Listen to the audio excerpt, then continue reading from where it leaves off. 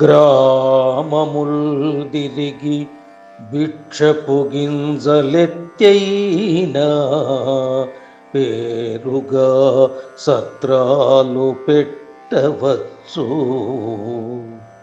చించుకనోరునొచ్చెడునట్లు వల్లించి విద్యాసమర్థుడై వెలయవచ్చు. ప్రొద్దుబొడువక ముంబోయి చల్లని నీళ్ల మునిగి ముక్కున వేళ్ళు మోపవచ్చు.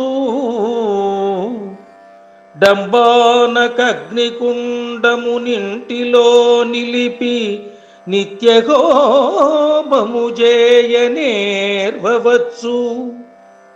మనసు బిగపట్టి దేహంబు మరచి నిన్ను ధ్యానమును చేయ క్షణమైన తరముగాదు. చక్రధర ధర్మపురిధామ సార్వభౌమ నరహరి భక్త జనకల్ప నాగతల్ప ఆ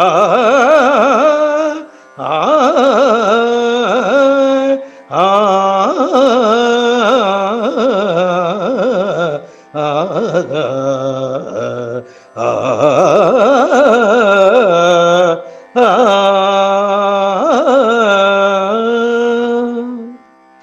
భావం: ఓ నరహరి, ఎన్నో గ్రామాలు తిరిగి భిక్షమెత్తుకొని ఎన్ని సత్రాలైనా పెట్టవచ్చు. నోరు నొచ్చేలాగా చదివి ఎంతో గొప్ప విద్యావంతుడుగా రాణించవచ్చును. ప్రొద్దున్నే లేచి చల్లటి నీటిలో మునిగి యోగిలాగా ఉండవచ్చు.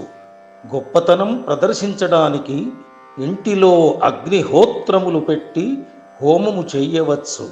కానీ మనసును నియంత్రించి సర్వస్వాన్ని మరిచి తదేక చిత్తంతో నిన్ను ధ్యానం చేయడం అంత సులభం కాదు అంటూ బాహ్య ప్రదర్శనలను నిరసిస్తూ తదేక ధ్యానముతో పరమాత్మను దర్శించడం ఒక అసాధారణ భక్తి లక్షణంగా ప్రస్తావిస్తాడు శేషప్ప.